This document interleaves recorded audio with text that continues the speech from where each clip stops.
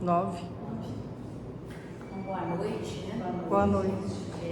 Gratidão pelo convite, para que nós possamos hoje nós vamos conversar um pouquinho sobre reforma íntima, esse tema aí que toca profundamente nas nossas vidas, né? É o maior desafio de cada um de nós que estamos encarnados nesse planeta. Então, nós vamos trazer algumas ideias aqui para a gente entender, né, como o Espiritismo trata essa proposta da reforma íntima e essa oportunidade imensa que nós temos também de aprender, né, nada mais do que aprender e crescer. Então, a gente começa aqui hoje com algumas reflexões, para a gente começar a pensar. Não precisamos responder, porque a doutrina ela não quer respostas nossas. Não que a gente dê respostas para o outro. A gente precisa dar essas respostas para nós mesmos. Então a questão é, o que está errado em mim? A única pessoa capaz de responder essa pergunta sou eu. A única pessoa capaz de saber o que está errado em cada um de nós somos nós mesmos. Reforma íntima é reforma do meu eu, do nosso eu, da nossa intimidade. Reforma íntima é uma proposta de mudança, de elevação. É uma proposta que faz parte da nossa condição humana. Porque é algo que a gente precisa ter muito claramente para nós. E nós da doutrina espírita, nós entendemos que nós somos seres em evolução. Então jamais nós vamos ficar estagnados, jamais. Mesmo aqueles que ficam ali resistentes, não vão paralisar no crescimento. Em algum momento vem algo na nossa vida, na nossa trajetória, para nos convidar a mudar. E quando a gente fala em reforma íntima, muitas vezes, às vezes a gente leva para um lado de grande sofrimento, de grandes privações, né? Porque a vida aí fora, com as suas ilusões, com as suas propostas de felicidade, né? Felicidade principalmente do mundo, de que dizem respeito aí no mundo material. A vida aí fora, muitas vezes, ela nos constrange, ela nos conquista, ela nos ilude. E por isso mesmo que quando a gente trata de reforma, às vezes a gente vem na casa espírita, né? E frequenta a casa espírita, e nós vamos falar um pouquinho sobre isso aqui, mas muitas vezes a gente vem à casa espírita anos, meses, todos os dias da semana, mas a gente não está disposto a se reformar. A gente vem, faz ali o social, mas ainda estamos na superficialidade. Nós estamos fazendo o que tradicionalmente os fariseus faziam, que é aquilo de viver a exterioridade, viver para o outro. Eu sou espírita porque eu vou à casa de Francisco toda semana, todo dia, mas não mexam comigo, porque se mexer comigo eu viro uma coisa. É preciso que a gente comece a pensar quem nós somos. Será que a gente se conhece de fato? O que a gente está trazendo para o nosso coração? Mateus, no capítulo 9, 16 e 17, ele traz para nós uma mensagem muito interessante, que é a respeito dos remendos. Olha só, ninguém deita remendo de pano novo em veste velha, porque semelhante remendo rompe a veste e faça maior a rotura. Então a gente não coloca pano novo naquilo que está velho. Não adianta eu querer trazer as informações que a doutrina espírita tem para a minha vida, se eu ainda estou preso em hábitos antigos. Essa é a imagem importante para a gente trazer para o nosso coração. Mateus continua: nem se deita vinho novo em odres velhos. Aliás, rompem-se os os odres, e entorna-se o vinho, e os odres estragam-se, mas deita-se vinho novo em odres novos, e assim ambos se conservam. É a mesma lógica que Mateus está nos convidando a pensar. Essa lógica de não adiantar a gente trazer ideias novas se nós estamos querendo ainda produzir velhas fórmulas. A gente vê isso muito na nossa educação tradicional aí, nas nossas escolas, né? Muitas vezes a gente tem ali professores com ideias muito avançadas, mas dentro de um contexto ainda muito fechado, muito tradicional. E aí não vai adiantar, porque ele não vai conseguir chegar ou colocar em prática aquelas metodologias que poderiam ser o diferencial.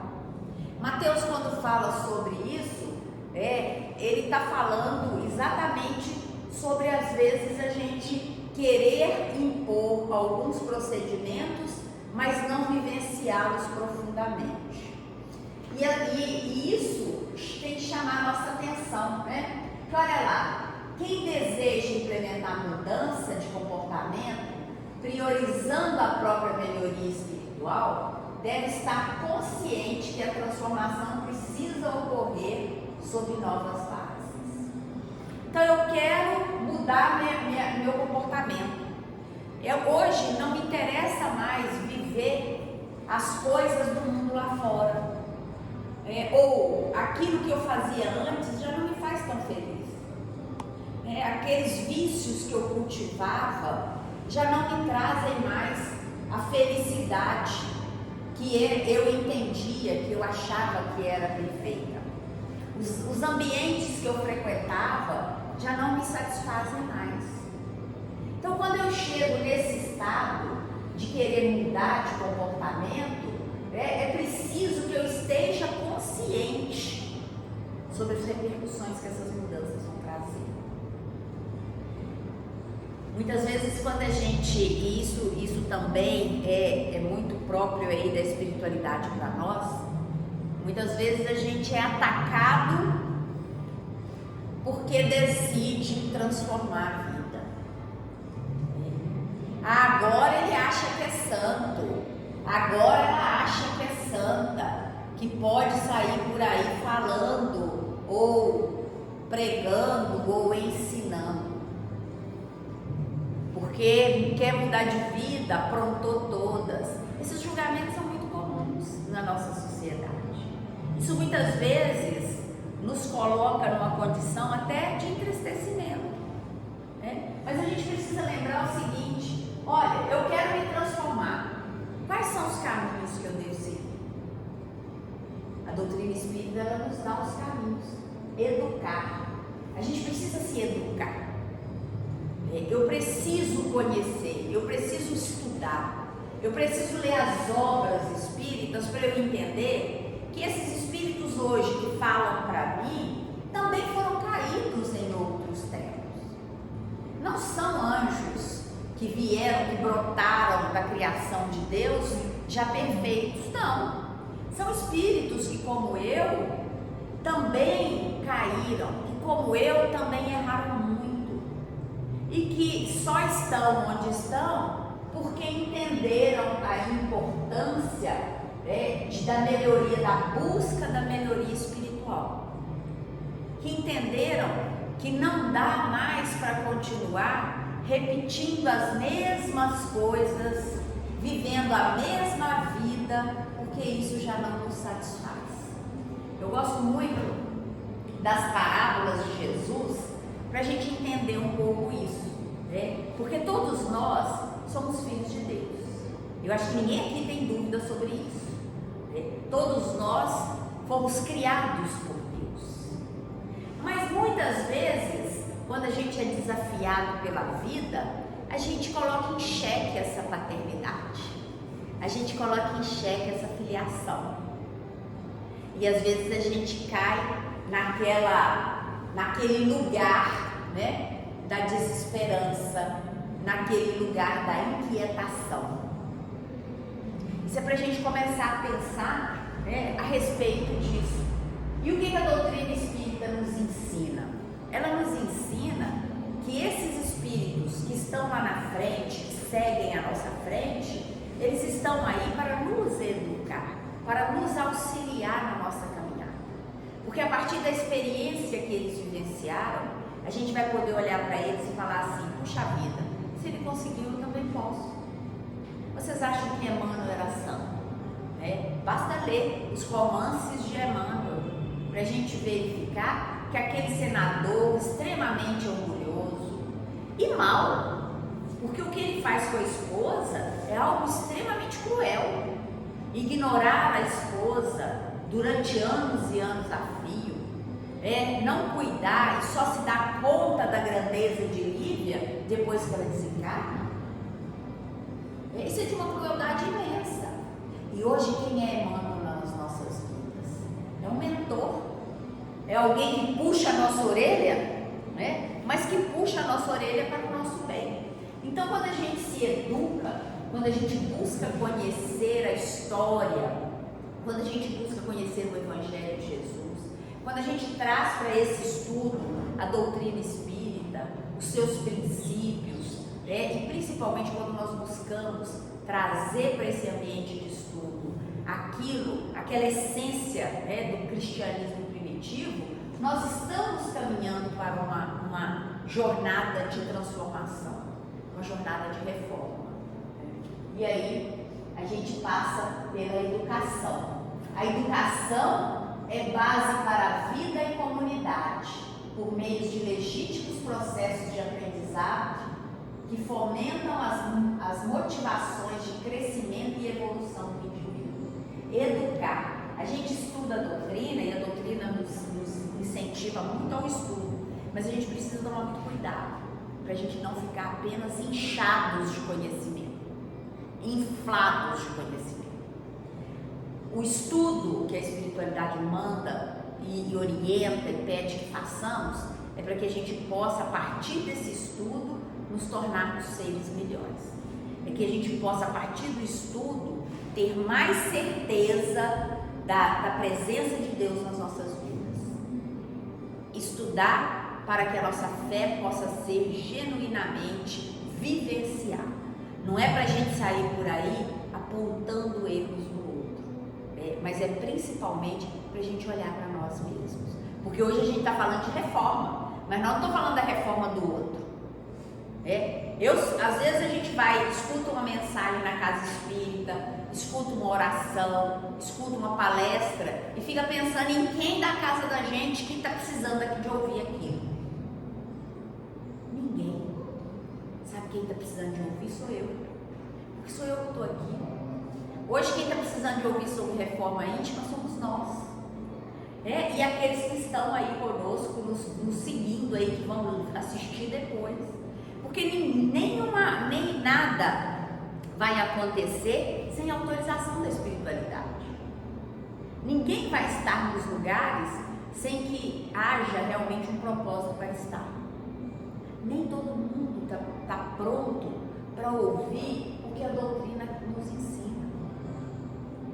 Nem todos os espíritos que estão no planeta estão prontos. E não é porque nós somos privilegiados, não. É o contrário. É porque nós somos mais devedores. E por isso que a gente precisa desse rigor todo. A gente precisa estudar, porque conscientemente eu sei das minhas fragilidades. Então não dá mais para enganar. Porque quando a gente trabalha a fé sem raciocinar, a fé sem estudo, a gente fica o quê? Com uma fé cega. E a fé cega, ela aceita tudo. E a fé cega, ela pode também se transformar a qualquer momento. Quando a gente estuda, conhece os ensinamentos da espiritualidade, não tem jeito de correr mais não. Aí não dá mais para falar, para fazer o que quiser. Não dá para sair por aí maltratando o irmão, porque a gente sabe que a roda da reencarnação vai vir me pegar. E o que eu estou plantando aqui, eu vou colher lá na frente, então não dá. Então estudar faz parte do nosso processo de evolução. Faz parte do nosso processo de crescimento. É um processo de desenvolvimento de experiências, no qual o educador e o educando desdobram as aptidões aprimorando-as como recursos para utilização consciente nas múltiplas oportunidades da existência. Mas quem é o nosso educador? Quem é o nosso educador? É o nosso modelo e guia, questão 625 do Livro dos Espíritos. O ser mais perfeito que Deus nos deu como modelo e guia. O Espírito puro, Jesus. Não precisamos de outro educador. E ele é o melhor dos educadores, porque diferentemente dos educadores terrenos, que ditam as lições e cobram decorebas, né? Jesus não dita, Jesus vive as lições.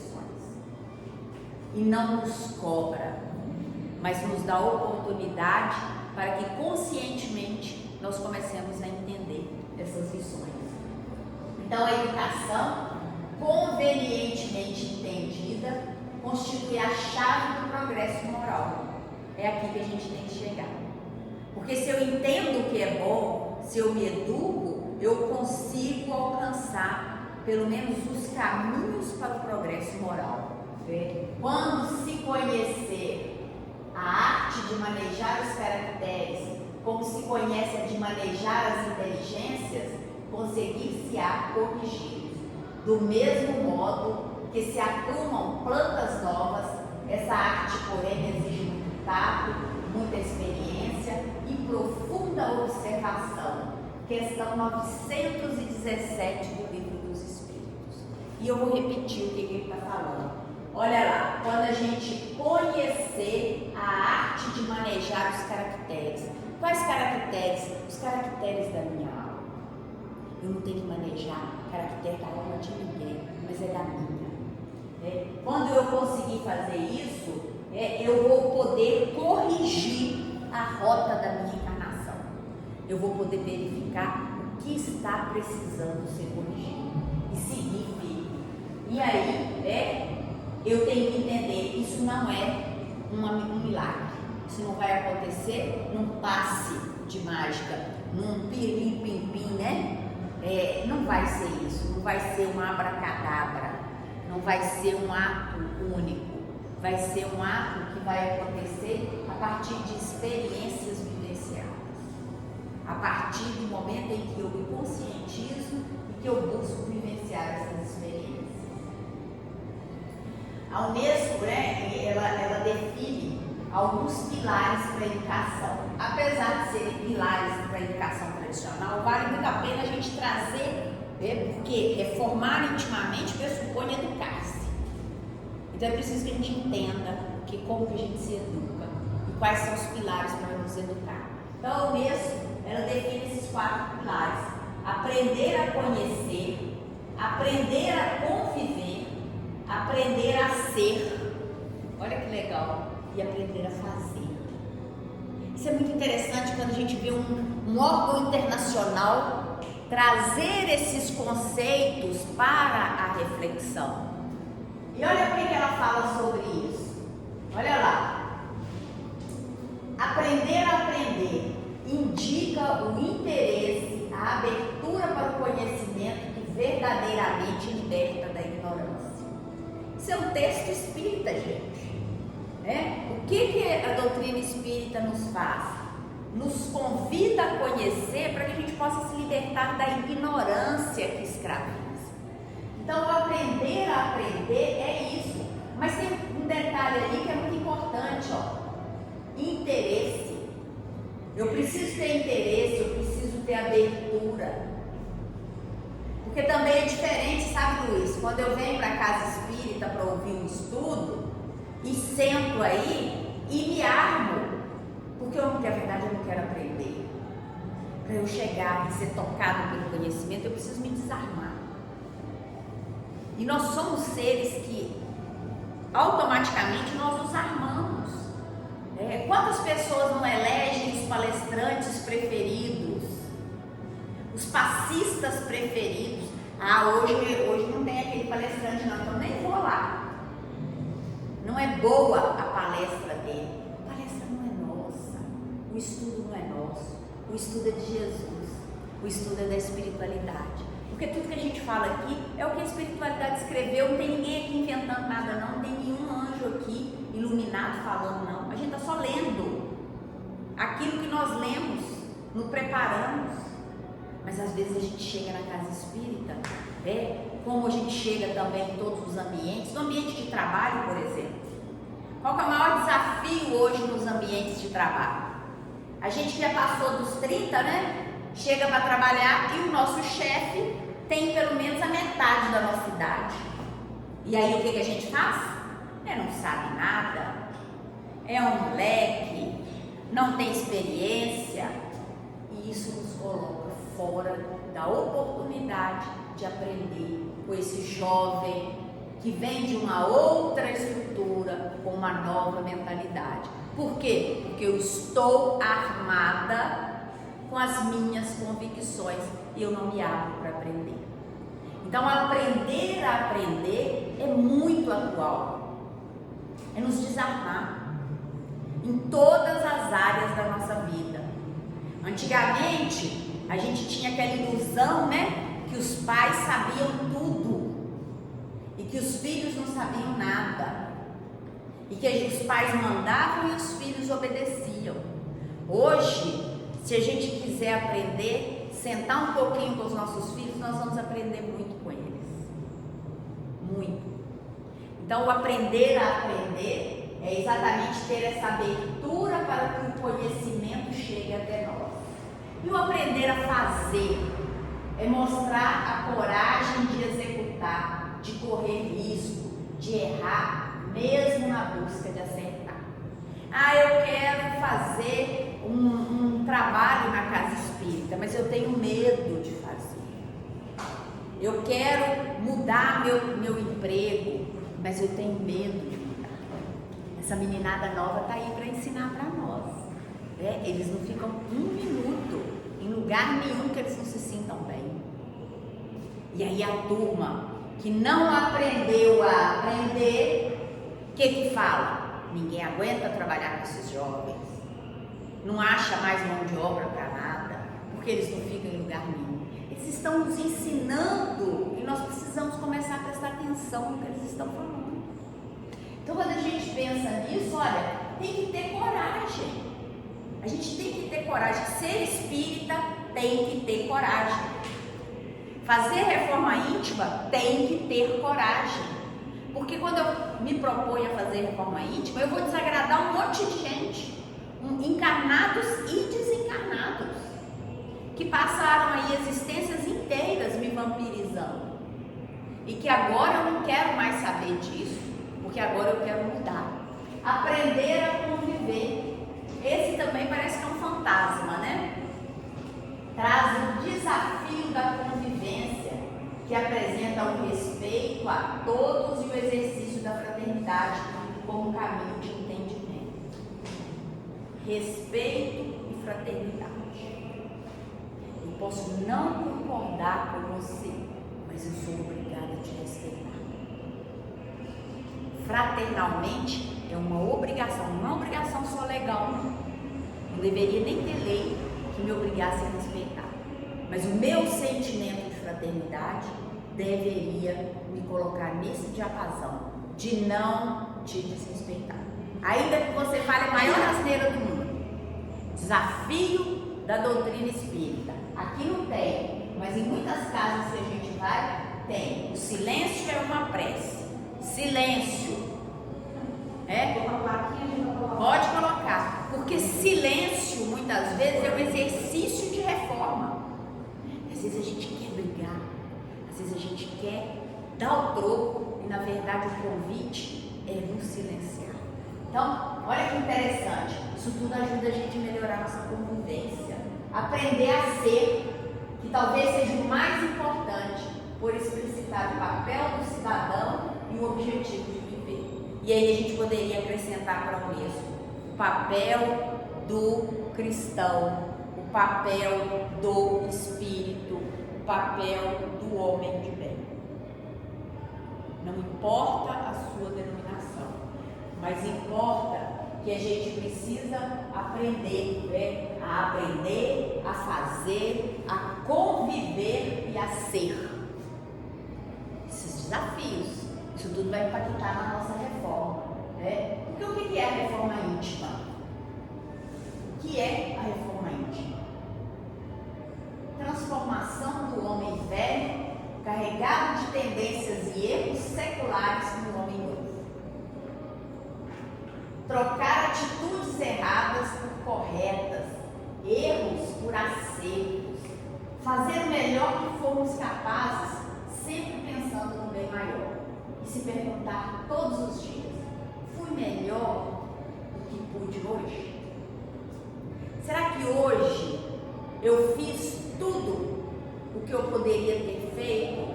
Será que eu fiz da melhor maneira possível? Ou teve algum momento do meu dia que eu poderia bem dizer e eu mal disse? Será que em algum momento do meu dia que eu poderia ter dado um sorriso e eu fechei a minha cara?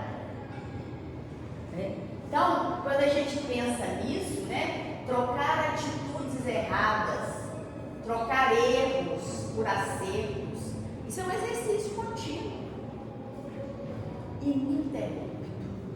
E aí a gente tem esse processo que é um processo de autoconhecimento. A doutrina espírita ela tem uma máxima que é lá da antiguidade, que a gente vai ver aqui. Mas a gente não tem que falar tanto várias vezes, que é esse autoconhecimento. Eu só reformo onde eu sei que tem problema. Você consegue mexer no teto aqui só se você souber que tem problema no teto. Senão você vai ficar eternamente com o problema. Eu só vou ao médico quando eu tenho convicção de que eu tenho algo que eu não quero mais lidar com ele na dor, que eu quero me curar. A mesma coisa acontece conosco, É um processo contínuo de autoconhecimento, modelando-nos progressivamente na vivência evangélica em todos os sentidos da nossa existência. Então esse autoconhecimento aí, ele é a chave. Eu quero modificar, eu quero ser uma pessoa melhor. A primeira coisa, eu me conheço. Eu sei quem eu sou de verdade. Como é que eu ajo nos momentos de crise? Quando eu sou provocada. Quando alguma coisa sai daquilo que eu quero que seja, porque as coisas só têm que andar como eu quero. Quando não acontece como eu quero, quais são as minhas reações? Isso é reflexão para todo dia. O que eu estou falando aqui é algo que todo mundo já escutou. A gente escuta o tempo todo. Mas de vez em quando a gente precisa, de parar um pouquinho e olhar para a gente mesmo e pensar: olha, será que eu me conheço? Porque se eu não me conheço, a reforma não está acontecendo, ela pode estar acontecendo na periferia. Eu venho, faço todo o superficial e todos olham para mim e falam: nossa, que espírita maravilhoso. Mas na minha intimidade, eu não estou bem. Na minha intimidade, não há ainda essa mudança, essa transformação. Então a espiritualidade vai nos dizer que a base para a reforma íntima é o autoconhecimento. Quanto mais nos conhecemos, maiores as chances de efetuarmos mudanças.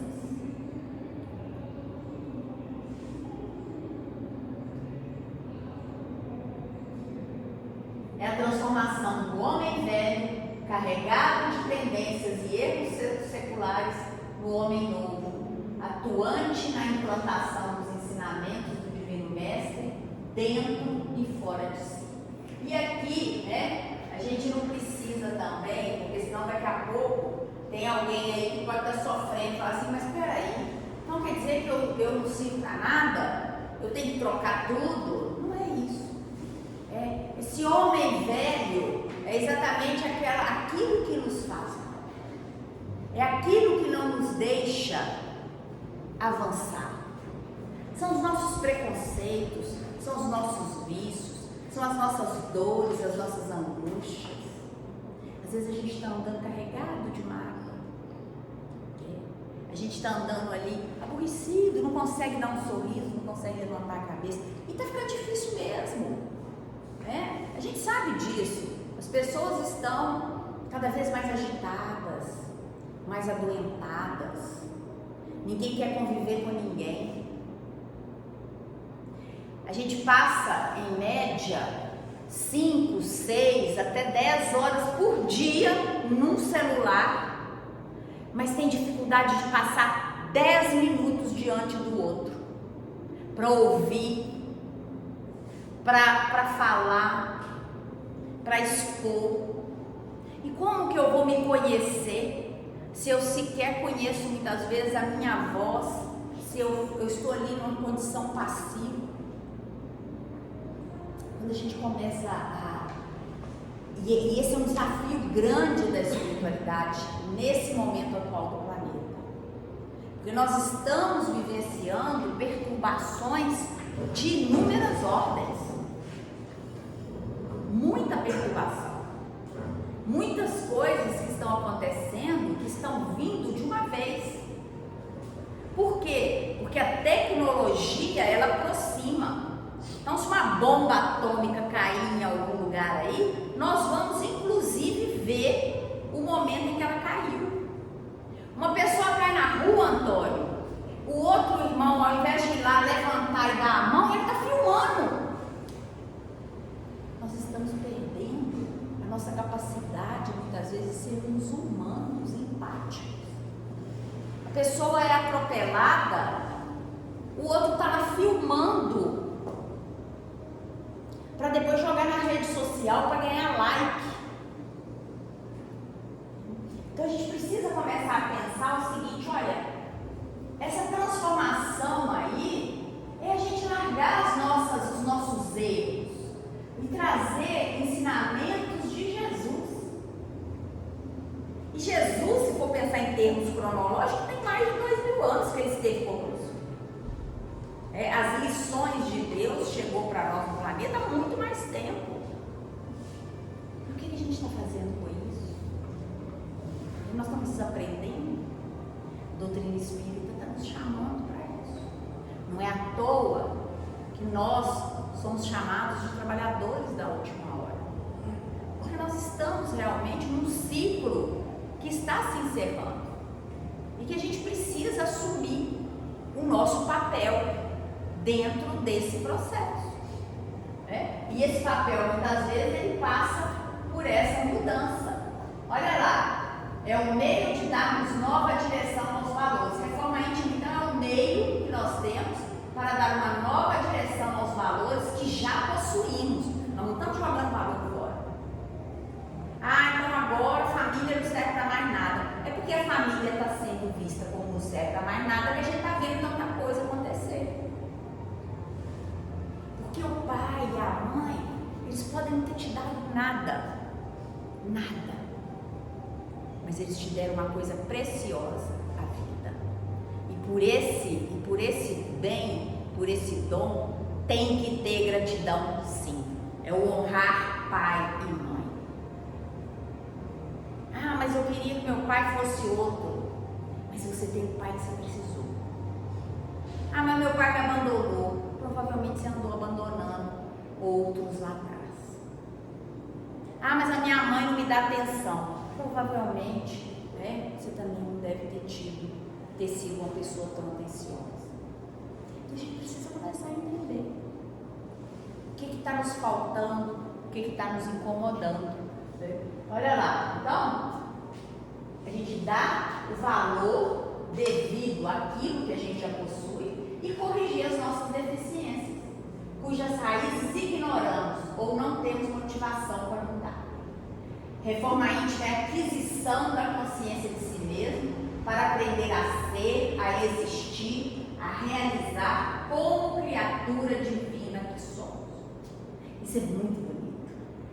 Nós somos criaturas divinas e nós precisamos aprender a ser, nós precisamos aprender a existir, nós precisamos aprender a realizar essa nossa divindade, essa nossa filiação, esse nosso DNA divino, né?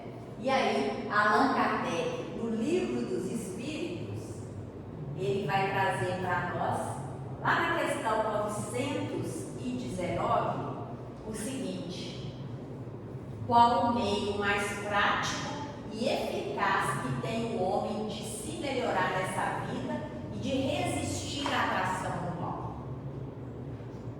Um sábio vô disse: conhece-te a ti mesmo. Se eu sei que eu não dou conta, não vá. Não vá.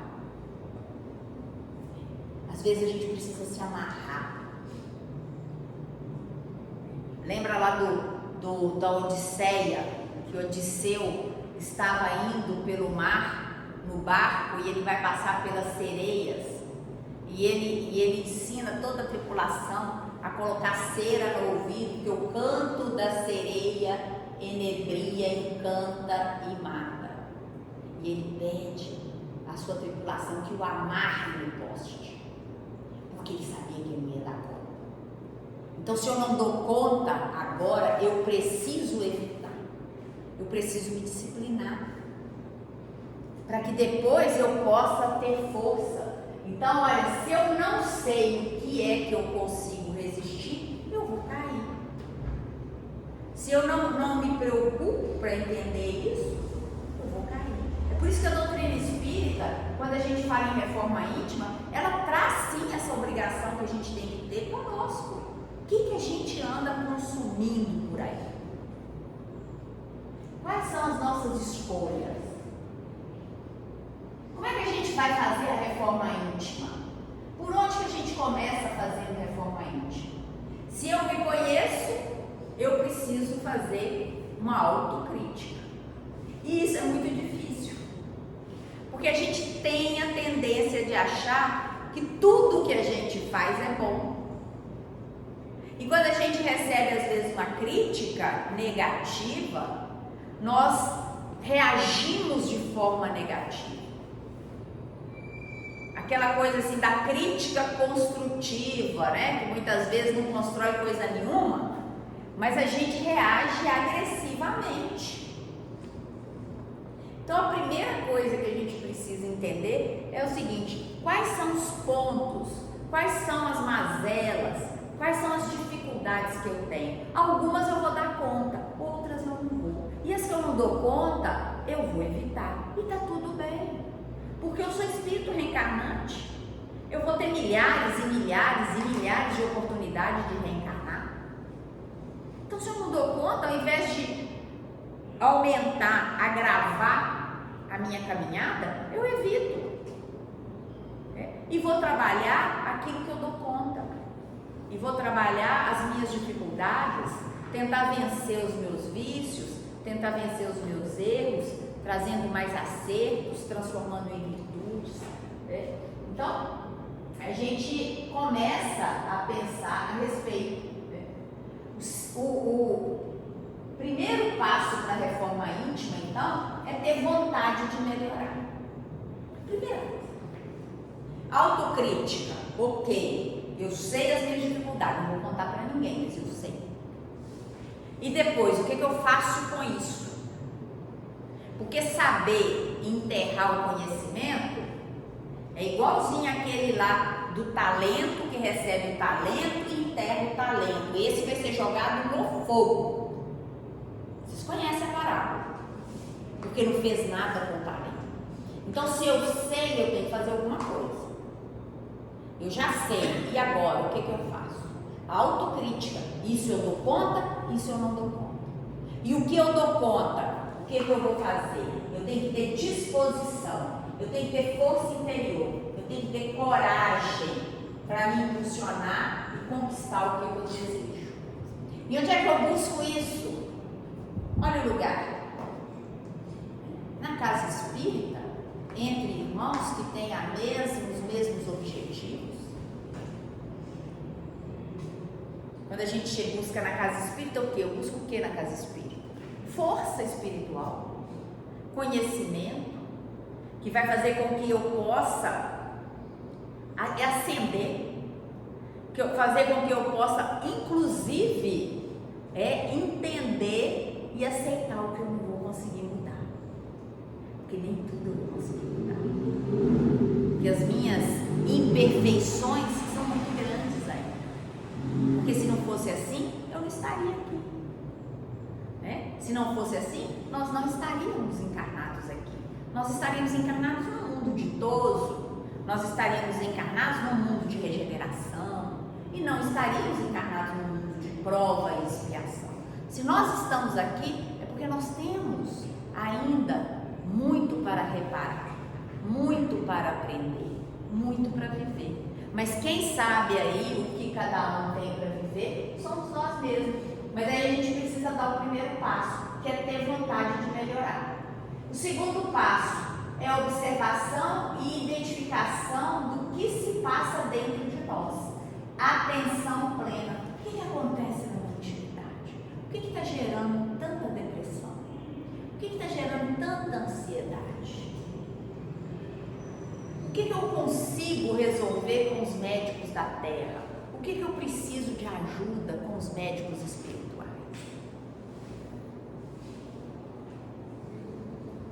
Quais são os caminhos que vão me ajudar? Quais são as terapêuticas espirituais e terrenas que vão me ajudar? Para isso eu preciso ter o quê? Eu preciso observar, eu preciso identificar o que está acontecendo dentro de mim. Porque não adianta eu ter uma carinha tranquila, mas dentro de mim eu estou vivendo um verdadeiro inferno. Porque o céu e o inferno está aqui dentro, ó, é aqui dentro.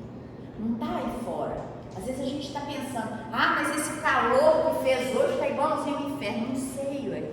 O inferno pode ser quentinho, pode ser geladinho, né? O inferno é a nossa perturbação mental. É a nossa inquietação. Porque às vezes a gente pode estar no lugar mais maravilhoso do mundo, mas sem paz. E isso a gente tem visto aí demais. Aquisição material não traz felicidade, não traz paz. Porque se assim fosse, aquelas famílias abastadas não teriam problema. Seriam todas felizes. Então é importante eu entender e identificar o que está acontecendo comigo. Onde é que eu estou agarrando? Porque às vezes também a minha dor é uma dor gerada pelo meu egoísmo. Porque eu não quero enxergar a dor do outro. Porque eu sou tão importante que a minha dor é maior do que a de todo mundo. Sabe aquela coisa assim, Márcia, que você vai contar, às vezes está um irmãozinho, está lá no atendimento fraterno, chega para falar, para desabafar, para contar a dor. Aí o atendente começa a falar, não, mas eu vivo assim, e atrapalhou tudo, né? Porque está disputando. Encontro de família, né? Domingo, Natal, aí encontra aquele povo lá que não se encontra. Aí um começa a reclamar de doença, o outro, a doença do outro é muito maior. Um começa a falar alguma coisa, o outro tem que chamar mais atenção. A gente precisa começar a pontuar melhor, né, esses lugares. E o terceiro e o mais importante dos passos é a ação, a prática, a atitude que vai gerar a transformação.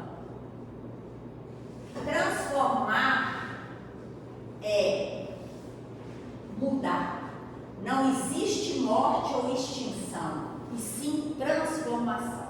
Então eu não estou matando os meus valores, eu não estou matando aquilo que eu aprendi, nada disso, mas eu estou transformando, eu estou reavaliando. Olha a caminhada como é que é bonita. A gente vai estudando, a gente vai se conscientizando, para a gente chegar no que a gente está hoje.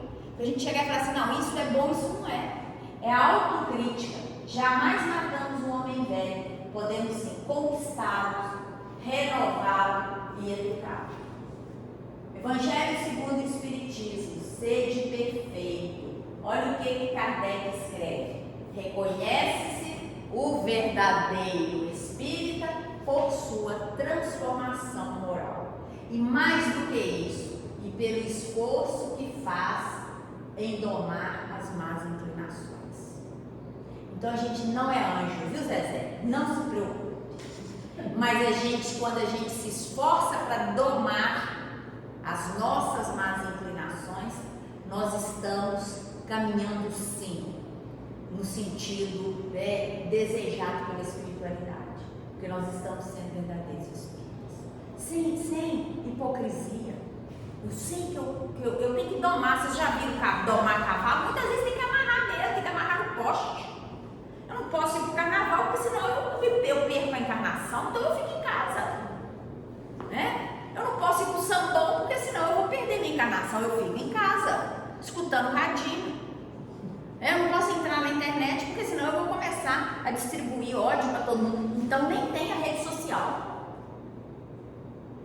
Domar as más inclinações a partir daquilo que eu compreendo, que eu me conheço, eu vou fazer isso. Não é um caminho fácil, mas é um caminho simples.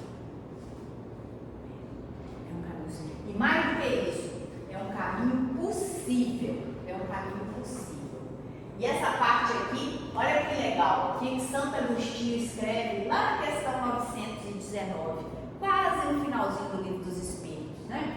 Ele escreve lá: fazei o que eu fazia quando vivi na terra, ao fim de cada dia interrogava a minha consciência, passava em revista o que havia feito e me perguntava a mim mesmo se não tinha faltado ao cumprimento de algum dever e se ninguém teria motivos para se queixar de mim. Foi assim que cheguei a me conhecer e ver o que em mim necessitava de reforma. Isso aí por si só já resolve o nosso estudo hoje. Não tem nada externo, é tudo interno. Chegou no final do dia, o que eu fiz hoje? O que eu podia ter feito? E aí a gente vai começar a identificar: não, eu poderia ter tido mais paciência, eu poderia ter sido menos agressivo na minha fala. Esse reconhecimento já é um passo importantíssimo, porque a partir do momento que eu reconheço, eu vou fazer o quê? Eu já sei que eu tenho uma tendência a ser mais agressivo, então eu seguro. De vez em quando vai escorregar, porque o verdadeiro espírita não é o que é anjinho e certinho, mas é aquele que não desiste. É aquele que sabe das suas dificuldades e que vai uma vez e vai duas vezes e levanta, né? Como diz aquela música, e vai sacudindo a poeira, e vai dando a volta, mas vai voltando. Não desiste da caminhada, porque só vence quem persiste. Não adianta. E Santo Agostinho, quando ele fala isso, ele traz para nós assim uma lição extremamente importante. Olha o que Emmanuel fala: o esforço é nosso. O pastor conduz seu rebanho, mas são as ovelhas que andam com as próprias pernas. Então nós temos tudo. Quem que é nosso pastor? Jesus. A gente já sabe qual a condução, mas somos nós que vamos dar o caminho, que vamos fazer as escolhas, que vamos seguir ou não nos caminhos aí destinados, Reforma íntima e autoestima. Nunca esqueça que mais importante que a severidade da disciplina com as nossas imperfeições é a alegria que devemos cultivar em nossos pequenos triunfos e nossas tenras qualidades. Alegria é fonte de motivação e bem-estar para todos os dias. Isso é muito bom. Não vamos ser severos conosco, mas vamos pular de felicidade toda vez que, ao invés de brigar, a gente fez silêncio. Ao invés de criticar, a gente foi capaz de falar algo positivo. Quando a gente, ao invés de tirar a esperança, nós conseguimos dar esperança. Pequenas conquistas, pequenas. Nós temos que pular de alegria, porque é isso que nos motiva a continuar. Então, ao invés de ficar ali, meu Deus, hoje deu errado, naquele momento eu perdi minha cabeça, mas com tantos outros eu acertei. Hoje eu estava conversando sobre isso. Muitas vezes a gente se perde, a gente fixa somente em um ponto que não deu certo e esquece milhares de outros que foram bons, que foram felizes. E a gente fixa só naquilo que deu errado. Então isso aí é importante para nós. A gente precisa ter alegria, porque a alegria nos motiva. A alegria nos dá a sensação de bem-estar. Aí eu vim trabalhar no bazar. Que alegria! Às vezes entra uma pessoa desagradável, brava, e a gente fica bravo. Não vamos ficar bravo, não. Vamos ter paciência com ela, né? Se a gente começar a pensar, ao invés de agredir, pensar o que é que esse irmãozinho está tão desesperado, está tão mal-humorado. Quando a gente começa a pensar sobre isso, tem uma mensagem do Hamed no livro As Dores da Alma, que é compaixão. Compaixão é calçar a sandália do outro. E aí quando a gente está na casa de Francisco, a gente tem que lembrar das sandálias da humildade, né? Ter compaixão com o outro não é ter pena nem dó do outro, não. Porque quando a gente tem pena de alguém, significa que a gente acha que é melhor do que o outro. Compaixão é você estender a mão para o outro para tirá-lo daquele momento de dor. Olha que coisa interessante, né? Isso tudo vai me gerar o quê? Bem-estar. A gente sai melhor, a gente fica feliz. Então você vem para a tarefa, não é ficar reclamando porque levou uma porta na cara quando foi fazer a campanha do quilo, não. Mas quantas outras portas estavam abertas? Então uma única coisa ou algumas não podem tirar a nossa alegria. Celebrando suas conquistas internas. Olha que legal isso. Quando entramos no Espiritismo, nós adquirimos o quê? O conhecimento que nos desperta. Isso que a gente está fazendo aqui é despertamento. A espiritualidade trouxe o conhecimento e nós estamos aqui falando, ouvindo. Para quê? Para que a gente seja despertado. E quando o Espiritismo entra em nós assumimos o compromisso de modificar a nossa forma de viver, deixando de responsabilizar os outros. Aí já é outra postura. Eu não estou mais despertando.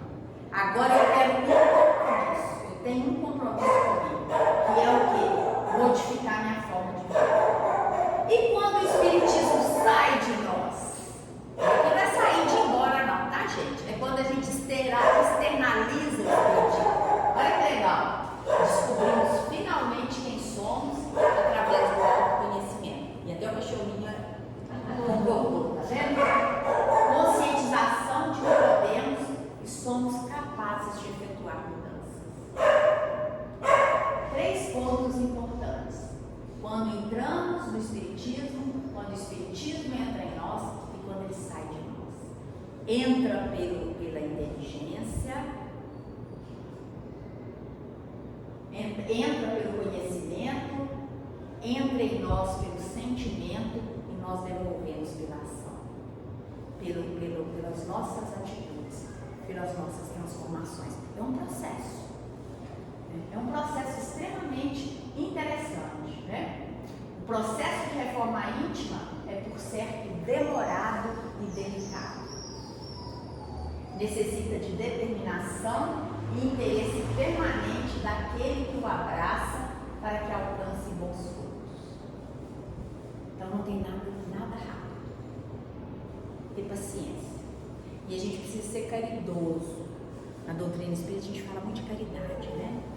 A gente precisa aprender o perdão, a gente precisa fazer a caridade, a gente precisa ser indulgente, né, com os erros do outro.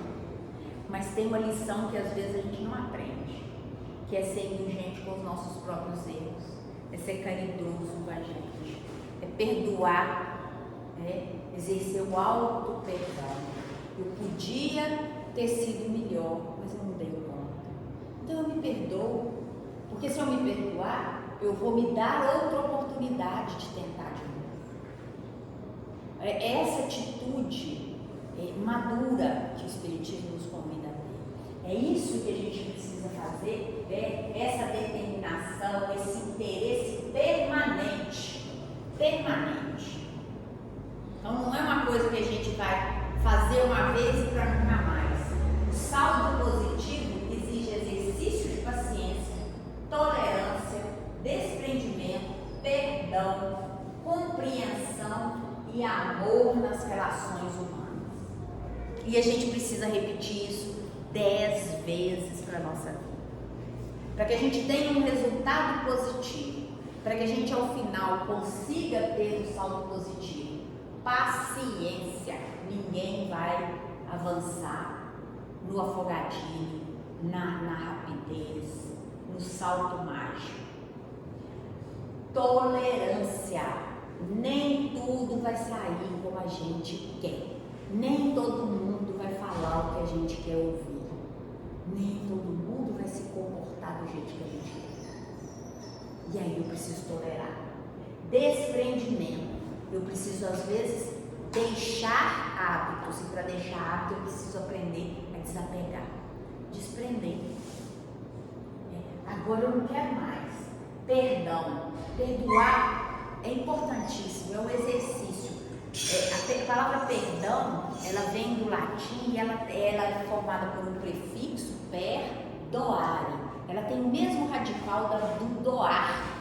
Perdoar, Luiz, é doar transcendente. Doar é uma doação mais elevada. Então, às vezes a gente acha que eu estou doando, mas se eu perdoar, eu estou sublimando a doação. E compreensão e amor nas relações humanas. A máquina é importante, é importantíssima. Mas vamos de vez em quando desligar o celular. Vamos sentar para comer, olhando na cara do outro. Porque quando eu olho no rosto, eu consigo identificar se a pessoa está bem, se ela não está bem. Nós não podemos ser zumbis humanos, não. Nós temos que compartilhar, né? E é isso. Reforma íntima. Este lugar, está dentro de você. A reforma íntima, ela está dentro de nós. Ela vai acontecer na nossa intimidade, no nosso querer, na nossa vontade. O homem poderia sempre vencer as suas más tendências pelos seus próprios esforços? Sim. E às vezes com pouco esforço. O que lhe falta é vontade. Como são poucos os que se esforçam. Quem fala isso é espiritualidade.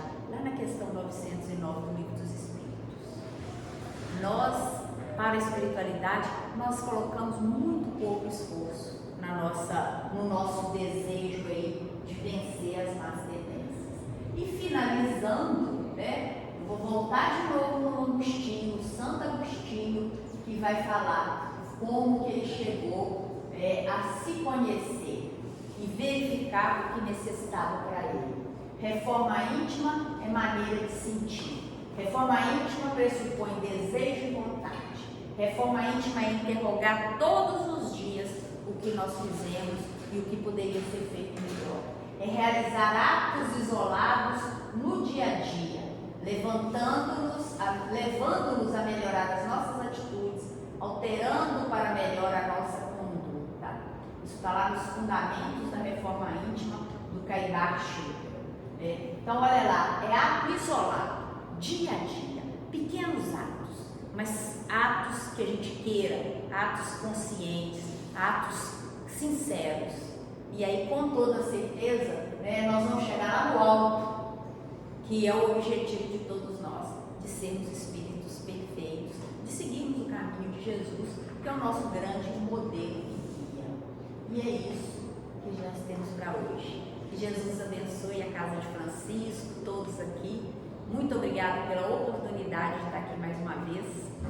E eu passo a palavra para vocês fazerem encerramento. Sim, só um comentário. Você colocou a concha com a pérola, né? E a pérola ela só desenvolve a partir de um corpo estranho dentro da concha. É realmente uma transformação.